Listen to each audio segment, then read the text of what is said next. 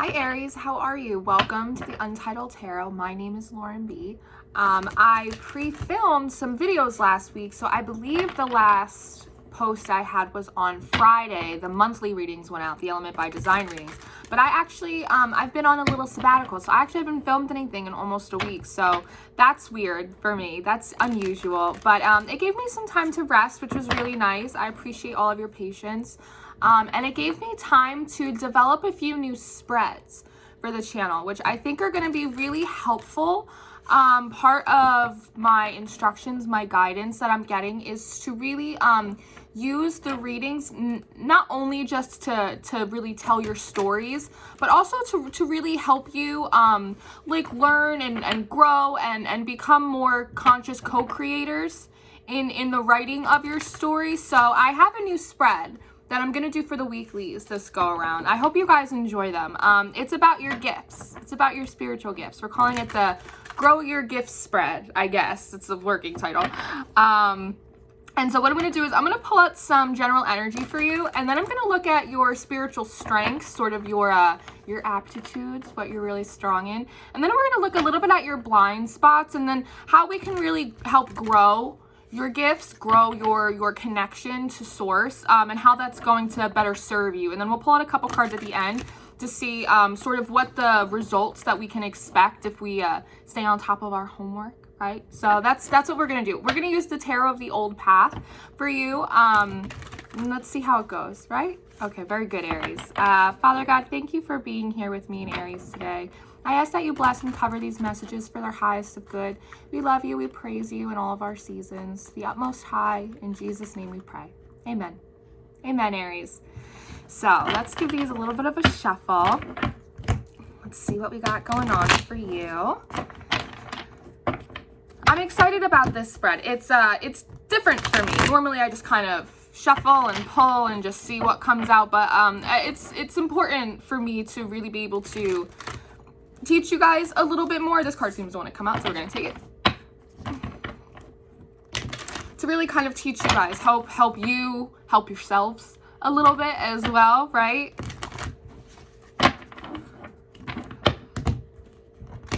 All right, couple more. We got the King of Pentacles out.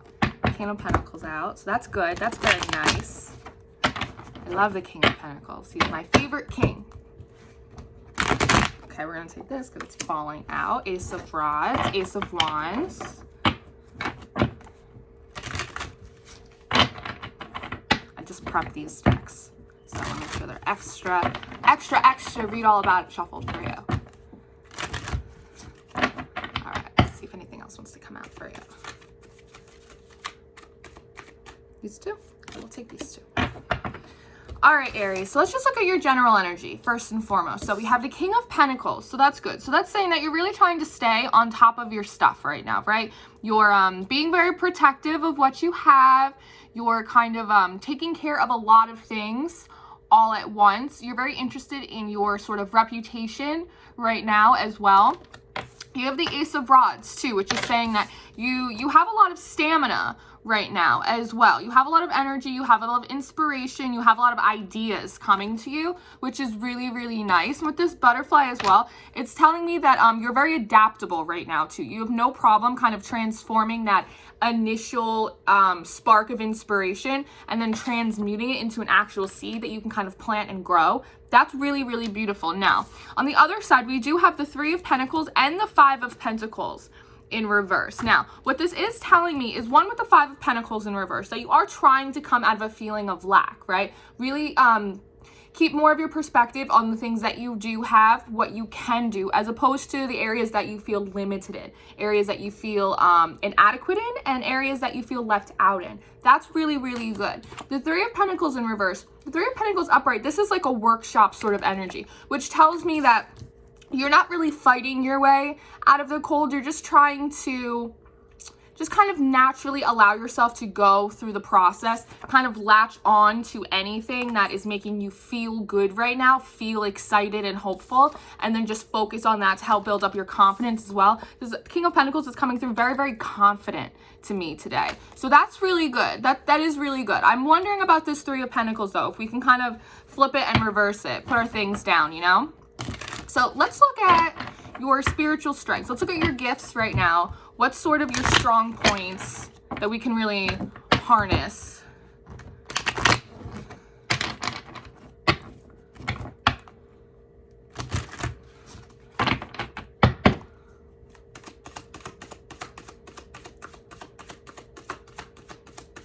You know, there's like a hair on my desk, and I heard hairy situations, hairy situations. Perhaps there's another one. Maybe you're really doing a good job right now of noticing situations that might be like a little hairy, or might be put you in like a little bit of a pickle. Put you in a little bit of a pickle, kind of almost being able to ascertain or notice trouble before it reaches your door. Oh, why do they have to fall on the floor? It's the acrobatic portion of the reading. All right, see. All right, we got 2 cards. Lot of pentacles energy for you, Aries, for a fire sign. Trying to be real practical right now. It's not normally your strong suit. Again with the All right, so let's look at this. Okay, so we have the 6 of Pentacles up first. For part of your spiritual gifts is that you understand that it's a give and take, right? That your gifts, that your abilities, they don't just always just kind of grow naturally. You have innate gifts, right? That you're born with, that God blessed you with. But I think you also know that in order for them to work, you have to work it. That gifts increase with use, right? And that if you just kind of put your gifts on the back burner, your light working abilities, that one, they're not going to serve you, and they're certainly not going to serve anyone else either. So the 6 of Pentacles, which is an equal energy exchange, and it's also a gifting energy, that you realize that it is actually a gift. It's not just meant for you to have, it's meant for you to share as well, right? They're almost giving me an image of somebody being gifted like a camera, and you just take pictures of yourself. I think you know that you're meant to turn the camera around and also take pictures of other people, show them their reflections, use your healing abilities, use your intuitive abilities, whatever it is that God gave you, that you realize that it is to share as well, and that the more you share, the more you get. Your gifts get continually increased as you continually increase your serving of others with those gifts. Now, the Queen of Pentacles in reverse, like I said, you have a lot of Pentacles energy. As one of your strengths, this is really interesting. One, I'm getting the idea that despite all of the Earth energy that you have here, I actually like the fact that the Queen of Pentacles is in reverse, because it says that while you are trying to implement a little bit more practicality, like how do I actually use my gifts to serve people? How do I actually use them to help people? Obviously, I want to be able to benefit from them as well, but it's also saying that you're not so grounded, you're not so stubborn in the way it has to be done, that I think, again, this Ace of Rods they're bringing me back to, you're allowing a little bit of, again, that adaptability that we were talking about, knowing that also your gifts can expand and they can change, and that if the way they're meant to be used is a little different than how you were originally expecting, that's not really throwing you super off base. Queen of Pentacles in reverse, it's also a very independent energy, because upright, she nurtures a lot of people. I think this is you also realizing that your gifts are best grown independently of other people, right? That you don't necessarily need to absorb too much from other people in order to grow your abilities, that you can grow them sort of on your own, just you and your angels and your guides and God, and then take them and then distribute them out.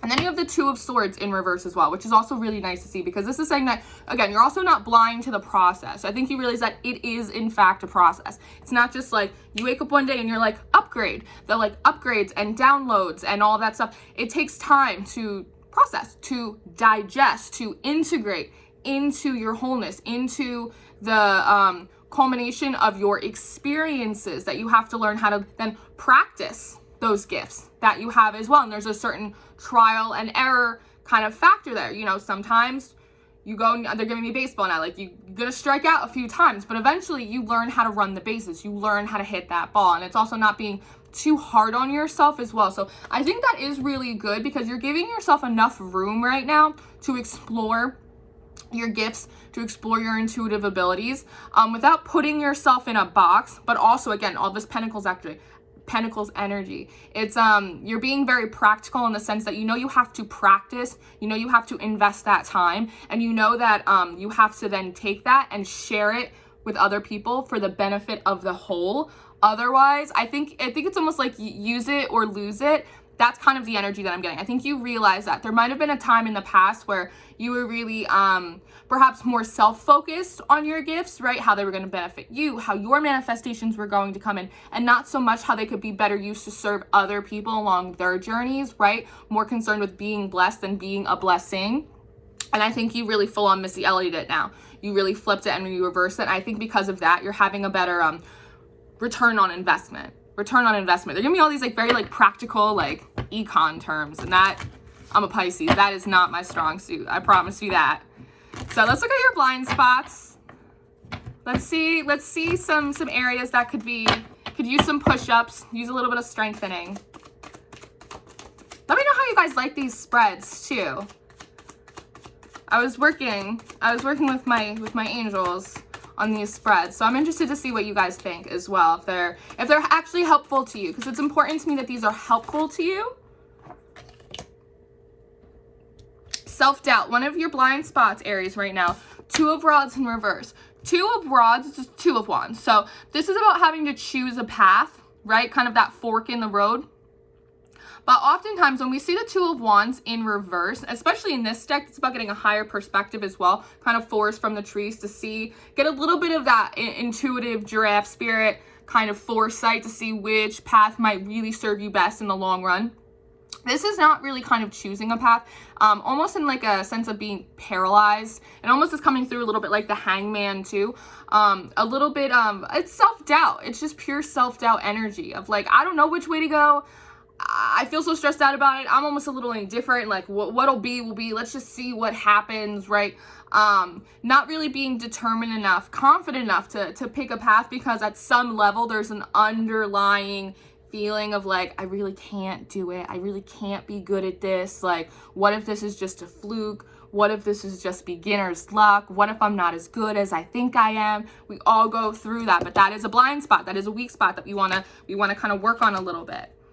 The Empress in reverse as well. Again, this is exactly confirming what I just said. The Empress is confident and she's abundant. It's pure divine feminine energy. And the feminine energy in our body, it's our left side. It's our energy in which we receive, right? Not confident again in the guidance and the messages that you're receiving as well. It's almost as that energy of you get a download, and it's that did I just make that up in my head? Did I just say that to myself, or are you guys saying that to me? It's that kind of self-doubt energy, questioning the messages that you're getting. Now, as we all know, there's all different energies at play, right? Not all of them are for your highest and best good. So there is something to be said for cross-checking your messages and your guidance that you receive, right? Kind of running it through Jesus and making sure that it's coming from the right place, because there are imposter spirits and energies. I'm not going to lie to you about it. Absolutely. They will trip you up. It's happened to me plenty of times. But over time, you will be able to decipher what is your voice, what is your guide, your angel's voice, what is God's voice, and what is sort of low vibrational energy kind of coming in to sort of mess with your head, play on your emotions, do all that kind of stuff. But part of this feeling of self-doubt is, again, it's that not feeling confident, not feeling super blessed, not feeling super abundant or lucky or any of that, right? Fertile. It's almost like having a lot of it feels like you're pulling in a lot of info, because when it is, this side of my ear feels a little bit clogged all of a sudden, and so it feels like you're receiving a lot in, but then you don't really know what to do with it, and not knowing what to do with it really kind of that you have to put it out there, you need to use it to help people, but you're not really sure how, in that practical sense, which I think is why we have all this Pentacles energy, because you're trying to figure out how to be practical, in addition to passionate, because fire signs are very passionate. You're trying to learn how to be a fire sign that does both, right?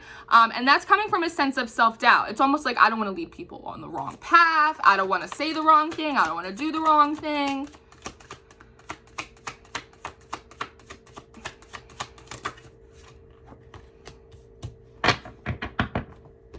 Three of Rods in reverse. Again, Three of Rods is very similar to the Two of Rods in reverse.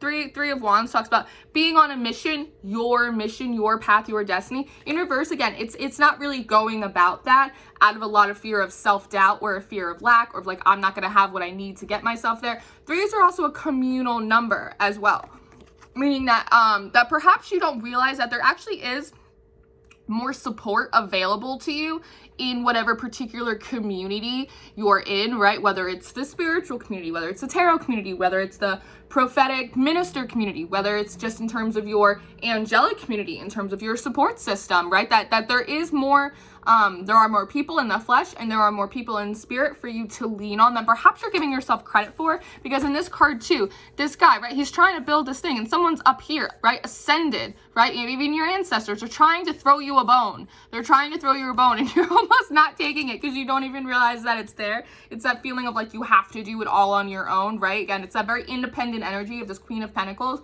in reverse, which sometimes can put you in an energy that's feeling a little bit lonely, makes you feel perhaps a little bit lonely on your spiritual journey because you're like, I have to do all this work by myself and I have to go out there and help all these people. But then it puts you in an energy of, again, Empress in reverse, where your feminine energy, you're not allowing yourself to receive support, allowing yourself to receive guidance. It kind of leaves you feeling a little bit drained. Allow that to come in for yourself, because then we have the devil. We have temptation out here as well, right? This little fox spirit, that's a little trickster spirit as well, that there's a tendency that you could fall into the traps a little bit of imposter spirits or low vibrational energies or loneliness or depression a little bit, because you're not allowing yourself to be in an energy of receiving, right? So there might even be an aspect of like you've gotten a few ideas, you've gotten a few intuitive hits and you're trying to apply them very, very practically, but because that's not your natural element, is earth energy, you might be having a hard time receiving even more, right? So you might feel like your intuition's a little jammed up right now. And again, it's because you're trying to take like a couple little seeds, plant them, only focus on that, right? But a good farmer, a good harvester has rotating crops throughout the various seasons. So I think that is a call for you too, to kind of expand a little bit, relax a little bit, allow yourself to receive some help, right? It's not one farmer on a whole plot. We get other people, some people are really good with squash, some people are really good with tomatoes, some people are really good with rutabagas. Sure, you know what I mean? It's that kind of energy as well. And also to rotate your intuitive hits, your creative inspirations, because not every seed is meant to come up in one season. Thank you, that's what they're telling me. Not every seed you plant is meant to come up in the same season. So that's why you want to have rotating crops. So allow yourself to continually be receiving new shipments of seeds, so that way you could have different crops, different hits, different blessings that are coming up continuously. It's not just like every 4 months you're waiting on like this one big blessing. You have sort of this continual supply, of spiritual nourishment. So how do we grow this? Knight of Rods in reverse. Try not to be, again, so impulsive. There's an energy of you're like really a little bit at a war with yourself, because your natural instinct is to be kind of impulsive. But I think perhaps that's backfired on you in the past, especially in terms of your gifts, because maybe you like got a hit without deciphering really where that inspiration or where that guidance was coming from, ran with it, and then felt later on like your intuition was maybe playing games with you, your guides were sort of breadcrumbing you, they were, messing around, you got bamboozled, right? It's that sort of thing. But with the Nine of Rods, it's saying like, hold your ground, like stand on your feet, like you've been through it, absolutely. I've got tricked and I've got treated, you know what I mean? I've got them both. So, but you can still stand strong in your gifts and your abilities. Hold up that wand. What is she holding? The Ace of Rods. Hold up your ability. It's almost like there's a little Virgo energy, actually. It's like that inner lantern. Hold up your inner light and stand in your natural energy as well, because you're going to be able to receive more guidance and grow your abilities best in your own natural state than trying to imitate, right? If you're meant to farm corn, don't go into aquaponics, right? Like kind of do what you're naturally good at. Grow those natural gifts that you have. I said, that's funny.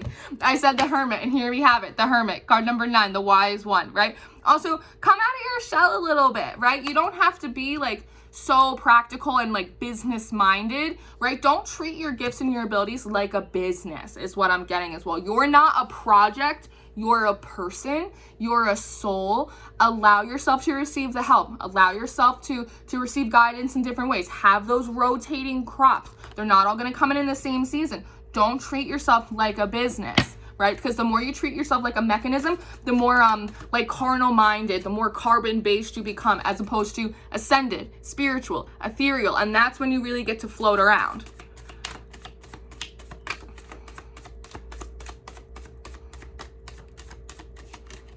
One, it feels like it wants me to take this one. 5 of Rods in reverse. And also, don't be competitive. Don't compare your gifts, your abilities, especially your journey as well. Don't compare them to what other people's journeys look like, right? We all have the same center in the sense that we're all beings of love. We're beings of light. We have low moments. We struggle. We stand. We struggle. We stand. And that is part of the process, right? All things in balance for ourselves. But if you're comparing yourself, I'm not ascended, or my gifts aren't as evolved, or I don't have as many followers, or I don't have as many people to help, right? God will bring you the people that you need to heal, the people that you need to help, the people that will benefit, right, from your gifts and abilities, people that you can serve, right? And he will also bring you the people that you need to help heal you, expand your consciousness, help grow you in so many different ways as well. But don't compare, because you also have to remember that you don't have to compete against anyone else. Whenever we feel like we're competing, especially when it comes to the gifts that God gives us with other people, that the only thing we're really in competition with is ourselves, is that ego, that feeling of lack, that we're not good enough, that we have to prove to ourselves that we're good enough when God already said that you were, right? You don't have to compete, you complement. You complement every situation that you go into. Your gifts are a complement to you. They're a complement to other people. Don't feel as though you have to be in competition, right? That if someone seems more advanced or more experienced or more woke than you, or they seem further along in their path, it doesn't take anything away from you and your journey, right? Be inspired by them, but don't do that to yourself. It's a form of self-abuse, right? And it's only going to block up your energy more, and you're not going to be able to receive what you want in your due season. You don't want to delay yourself. So if we can follow our homework, what do we have? What do we have coming for us? What do we have to look forward to?